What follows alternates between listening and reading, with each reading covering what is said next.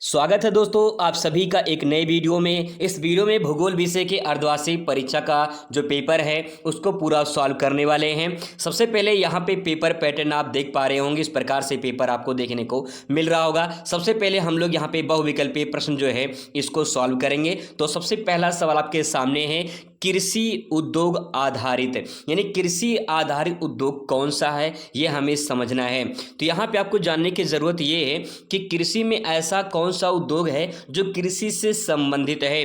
क्या लौह इस्पात उद्योग है, क्या सूती वस्त्र उद्योग है, या फिर रसायन उद्योग है, या फिर सीमेंट उद्योग है। इसमें करेक्ट आंसर क्या होगा? तो सूती वस्त्र देखा जाए यहाँ पे, तो सूती जो वस्त्र है ये सूती वस्त्र कपास से बनता है। ठीक है, कपास से जो है सूती वस्त्र तैयार किया जाता है और कपास होता है कृषि पर। तो यहाँ पे कृषि आधारित उद्योग जो है आपका कपास यानी सूती वस्त्र उद्योग हो जाएगा। ठीक है, नेक्स्ट बात करते हैं, दूसरे सवाल पर आ जाते हैं। दूसरा यहाँ प्रश्न है, उच्च मानव विकास स्तर वाले देशों का मानव विकास सूचकांक का मान क्या होता है। तो यहाँ पे उच्च मानव विकास पूछा है तो उच्च होगा, सिंपल सी बात ये है। तो यहाँ पे देखिए कौन उच्च है, तो देखिए ये 0.9 से ऊपर है तो ये उच्च हो जाएगा। तो इसमें करेक्ट आंसर डी वाला हो जाएगा। बात करते हैं तीसरे नंबर क्वेश्चन की।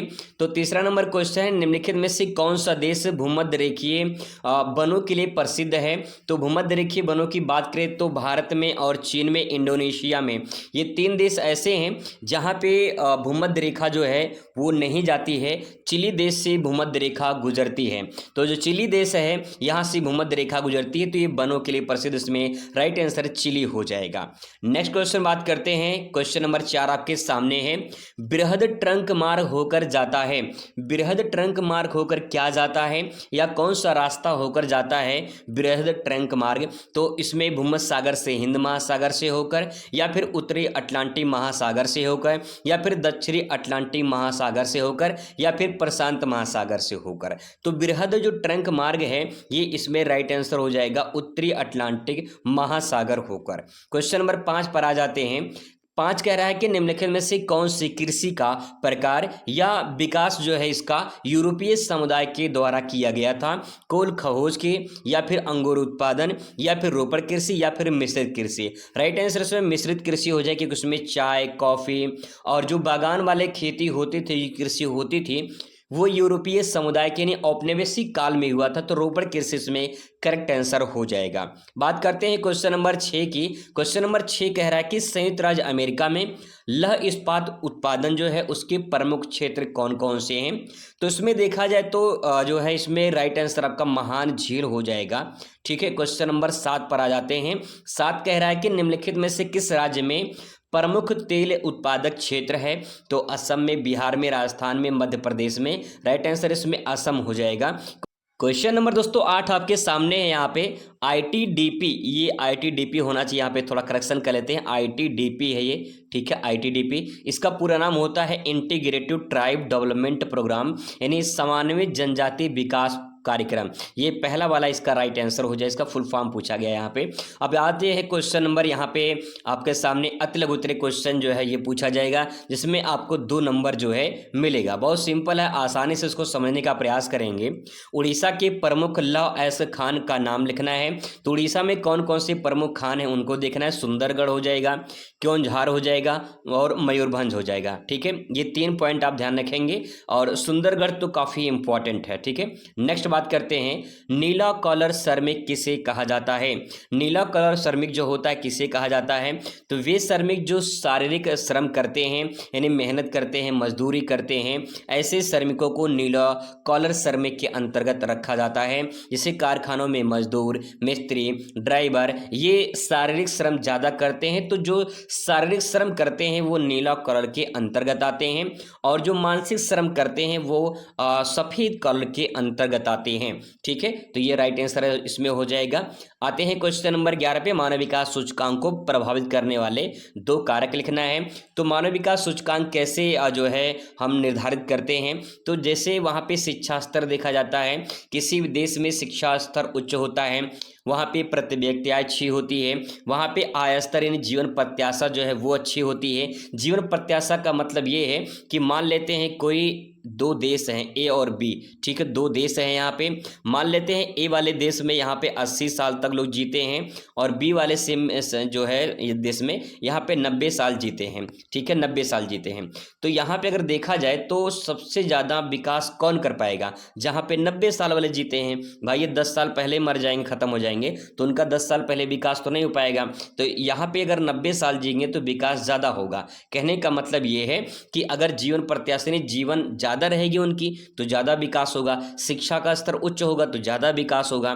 तो यहाँ दो कारक पूछा है, दो कारक आराम से आप लिख सकते हैं। क्वेश्चन नंबर दोस्तों 12 आपके सामने यहाँ पे है कि भारत के मध्यकालीन नगर किस रूप में विकसित हुए हैं। तो भारत के मध्यकालीन नगर किस रूप में विकसित हुए हैं, तो देखिए भारत के जो मध्यकालीन नगर थे वो व्यापारिक केंद्र के रूप में, धार्मिक स्थल के रूप में और प्रशासनिक नगर के रूप में विकसित हुए हैं, ठीक है। क्वेश्चन नंबर 13 पे आ जाते हैं।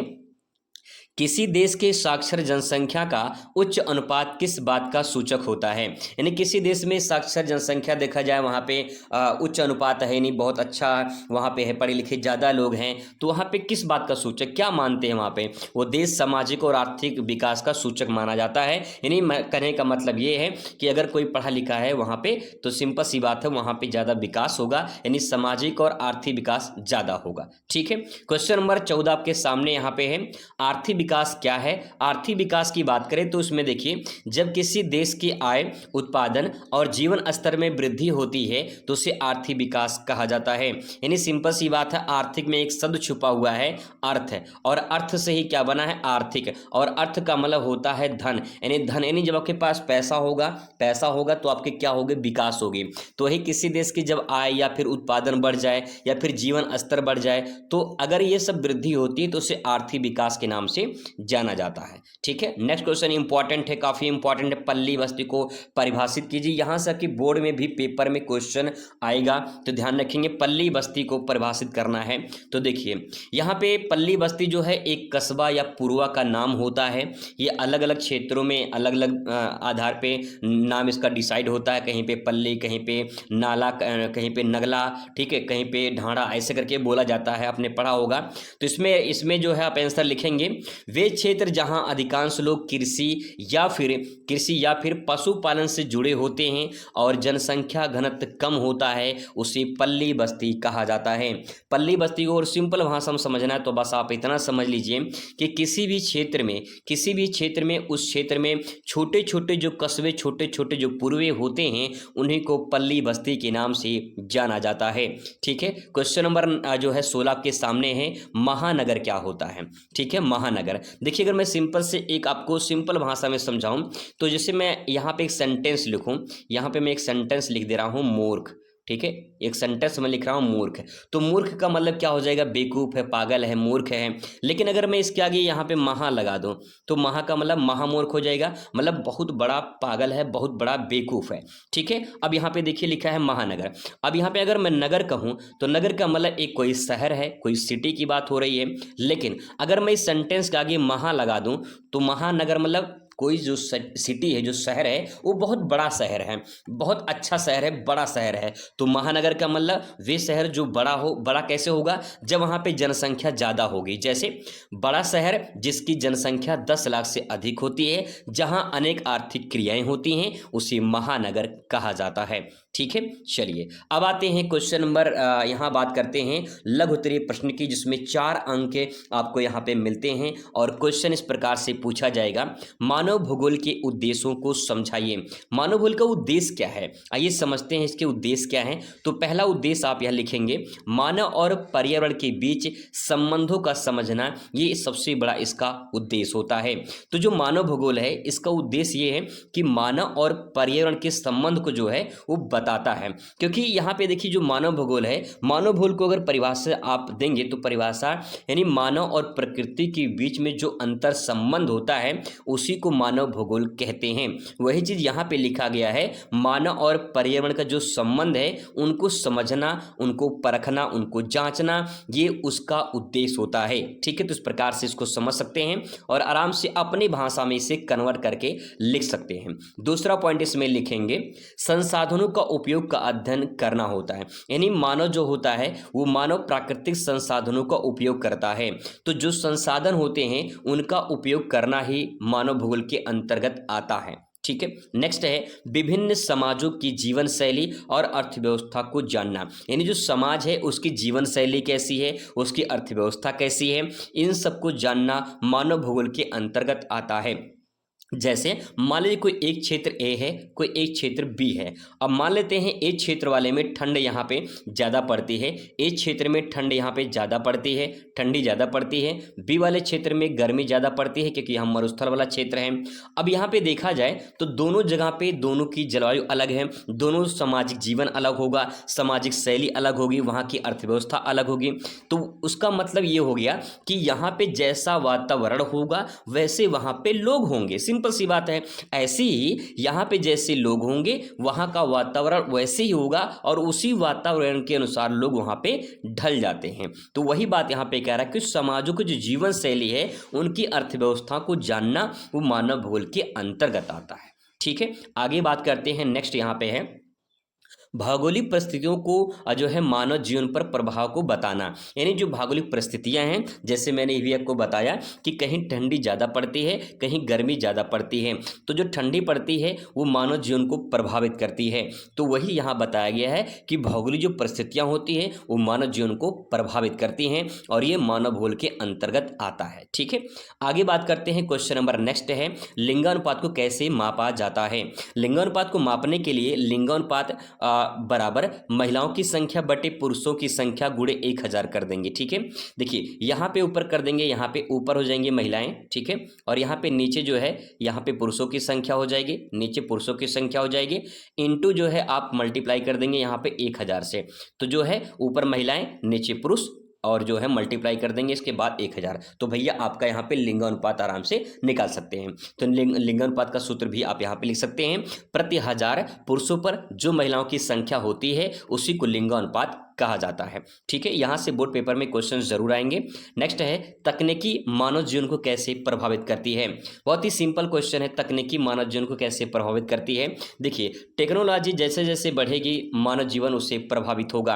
पहले जब मोबाइल फ़ोन नहीं थे तो लोग जो है लैंडलाइन फ़ोन होता था, पीसीओ फ़ोन होता था, वहाँ पे लोग जाते थे बात करते थे। लेकिन छोटा फ़ोन आया, फिर बड़े फ़ोन आ गए। आज के डेट में एआई का ज़माना है और जो एआई का ज़माना है भैया सब कुछ बदल चुका है। तो कहने का मतलब ये है कि तकनीकी जैसे जैसे आगे बढ़ रही है वैसे वैसे मानव भी उससे प्रभावित हो रहा है। तो इसका मतलब ये है कि कुछ न कुछ प्रभाव तो जरूर डालती है मानव जीवन पर। आइए जानते हैं कैसे। ठीक है, पहला पॉइंट यहाँ पे तकनीकी से जीवन सरल और तेज हुआ है, पहला पॉइंट हो जाएगा।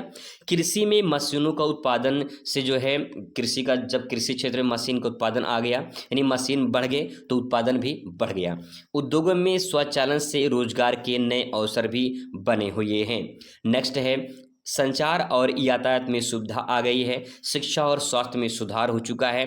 तो टेक्नोलॉजी आने से बहुत सारे जो है मानव जीवन को आसान हुआ है, मानव जीवन में सरल चीज़ें हुई हैं। तो कहीं न कहीं उसका प्रभाव जो है वो देखने को मिलता है। क्वेश्चन नंबर नेक्स्ट है गौण नगर का उदाहरण सही समझाइए।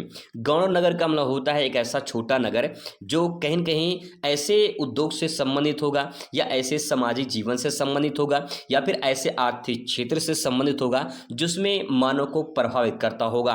तो ऐसा नगर जैसे कि गौण नगर वे होते हैं जो छोटे पैमाने पर स्थानीय व्यापार सेवाएं प्रदान करते हैं। जैसे फतेहपुर है, सीतापुर है, छिंदवाड़ा है, कुछ ऐसे छोटे नगर हैं जो छोटे स्तर पर अपनी सेवाएं प्रदान करते हैं। सिंपल भाषा में आप इसे लिख सकते हैं। इसके बाद यहाँ पे आएगा हरित क्रांति का संबंध को समझाना है। हरित क्रांति क्या है? 1960 के दशक में भारत में कृषि उत्पादन बढ़ाने के लिए हरित क्रांति की शुरुआत की गई थी। इसमें क्या किया गया था? उच्च उत्पादन वाली किस्में जो हैं रासायनिक खाद और सिंचाई का उपयोग करके उत्पादन को बढ़ाया गया था। तो हरित क्रांति इस प्रकार से आप इसे लिख सकते हैं। इसके बाद जैसे कि इसमें मुख्यतः गेहूं और चावल की पैदावारी की गई थी और काफ़ी ज़्यादा इसमें सफलता भी प्राप्त हुई थी। ठीक है, क्वेश्चन नंबर नेक्स्ट है ये क्वेश्चन यहाँ पे गलत हो चुका है, क्योंकि क्वेश्चन है यहाँ पे ये शहरी अपशिष्ट पदार्थ है, यहाँ पे शहरी अपराधों के कारण पूछा है। तो इस क्वेश्चन को यहाँ पे खत्म कर देते हैं, क्योंकि क्वेश्चन ही गलत हो चुका है। क्योंकि जब इसे टाइपिंग किया गया था तो टाइपिंग में जो है ये थोड़ा सा गलत यहाँ पे ले लिया था। तो आ जाते हैं क्वेश्चन नंबर नेक्स्ट यहाँ पे विस्तृत उत्तरीय प्रश्न पे। विस्तृत उत्तरीय प्रश्न में नगरों की विशेषताओं का वर्णन करना, इस प्रकार से क्वेश्चन पूछेंगे। मैंने यहाँ पे हेडिंग भी देखिए लिख दिया है, आप इसे आसानी से पढ़ सकते हैं, ठीक है। और फिर उसके बाद नेक्स्ट क्वेश्चन वायु प्रदूषण के कारण, बहुत सिंपल है, आप इसे आसानी से लिख सकते हैं वायु प्रदूषण के कारण में, ठीक है। अब आ जाते हैं हम लोग मानचित्र वाले क्वेश्चन पर। मानचित्र में जैसे कि उड़ीसा की राजधानी पूछा है, सर्वाधिक क्षेत्रफल वाला राज्य पूछा है, तो यहाँ पे राजस्थान हो जाएगा। और फिर इसके बाद जो है सर्वाधिक जनसंख्या वाला राज्य उत्तर प्रदेश हो जाएगा। और फिर इसके बाद जो है यहाँ पे एक गेहूं उत्पादक राज्य पूछा है, एक चाय उत्पादक राज्य पूछा है। अब इन्हीं को आपको अपने मानचित्र में भरना होता है। तो आइए जानते हैं कैसे से भर सकते हैं। सबसे पहले उड़ीसा की राजधानी भुवनेश्वर, तो आप आ जाते हैं मानचित्र में। यहाँ पे देखिए मानचित्र आप एक ले लीजिए, इस प्रकार से ब्लैंक मानचित्र आपको मिलेगा, पूरा ऐसे सादा मानचित्र रहेगा। सबसे पहले आपको पता करना है कि उड़ीसा कहाँ पे है। तो देखिए यहाँ पे है आपका उड़ीसा, और उड़ीसा में पूछा है भुवनेश्वर यानी उड़ीसा की राजधानी, तो आप यहाँ पे दर्शा देंगे। और अगर आप यहाँ पे बाहर लिख रहे हैं तो एरो बना देंगे और यहाँ पे लिख देंगे भुवनेश्वर, ठीक है। यहाँ पे इस प्रकार से लिख देंगे भुवनेश्वर। और यहाँ पे क्वेश्चन नंबर मान लो ये 25 का फर्स्ट है, तो यहाँ 25 का फर्स्ट जरूर लिखेंगे। इतना काम करना होता है मानचित्र में, ठीक है। अगर इस प्रकार से लिखेंगे तो आपको पूरा नंबर यहाँ बेहतरीन मिल जाएगा। क्वेश्चन नंबर नेक्स्ट पे बात करते हैं। क्वेश्चन दूसरा क्या पूछा गया है। दूसरा क्वेश्चन पूछा गया है कि सर्वाधिक क्षेत्रफल वाला राज्य कौन सा है। तो सर्वाधिक क्षेत्रफल वाला जो राज्य है वो राजस्थान है। और यहाँ पे देख पाएंगे ये है राजस्थान। मैं शॉर्ट फॉर्म में यहाँ पे लिख दे रहा हूँ, लेकिन क्वेश्चन नंबर यहाँ पे सेकंड है, तो सेकंड आप जरूर लिखेंगे। लेकिन मानचित्र में बोर्ड के पेपर में आप लोग शॉर्ट फॉर्म का यूज नहीं करेंगे, पूरा नाम लिखेंगे। क्वेश्चन नंबर तीसरे की दोस्तों बात करते हैं। यहाँ पे तीसरा नंबर क्वेश्चन है आपके सामने कि सर्वाधिक जनसंख्या वाला राज्य कौन सा है। तो यूपी हो जाएगा। यूपी को पहचानने का तरीका बहुत आसान है। ये देखिए नेपाल है, ठीक है, ये नेपाल देश है। नेपाल का जो आधा हिस्सा है ये यूपी का है और आधा हिस्सा ये बिहार का साझा करता है। तो यहाँ पे अगर आपको भरना है तो आप यहाँ पे यूपी जो है भर सकते हैं इस प्रकार से। और क्वेश्चन नंबर यहाँ पे थर्ड जरूर लिख देंगे, ताकि पता चले कि किस क्वेश्चन का आंसर आप यहाँ पे लिखे हैं, ठीक है। इसके बाद तो क्वेश्चन नंबर 4 आपके सामने आ जाता है। यहाँ पे 4 क्वेश्चन है, गेहूं उत्पादक राज्य पूछा है और चाय भी उत्पादक राज्य पूछा है। तो 4 और 5 एक साथ ले लेते हैं। तो यहाँ पे देखिए गेहूं उत्पादक राज्य में पंजाब हो जाएगा, और जो ये टर्निंग पॉइंट है इसी को ध्यान रखेंगे, यही जो है आपका यहाँ पे पंजाब पड़ता है, ठीक है। और चाय उत्पादक में तो यहाँ पे सेंटर पॉइंट में यहाँ पे असम हो जाएगा, और यहाँ पे हो जाएगा चाय उत्पादक राज्य, और यहाँ पे हो जाएगा गेहूं उत्पादक राज हो जाएगा, ठीक है। इस प्रकार से मानचित्र भरा जाता है। इसके बाद तो यहाँ पे संसार का मानचित्र भी आपसे पूछा जाएगा। जैसे पूछा है दक्षिण अमेरिका का विशाल अनाज कृषि क्षेत्र, यानी जहाँ पे विशाल अनाज कृषि क्षेत्र होता है उस क्षेत्र को बोलते हैं पंपास। ये पंपास जो क्षेत्र है अर्जेंटीना में पाया जाता है। अर्जेंटीना, ब्राजील, चिली, ये सब कुल देश में मिला के लगभग क्षेत्रों में पाया जाता है। तो आपको देखना है अर्जेंटीना कहाँ पे है। तो संसार के मानचित्र पे आ जाएंगे। अर्जेंटीना समझने के लिए सबसे पहले आपको यहाँ पे समझना होगा ये है साउथ अमेरिका।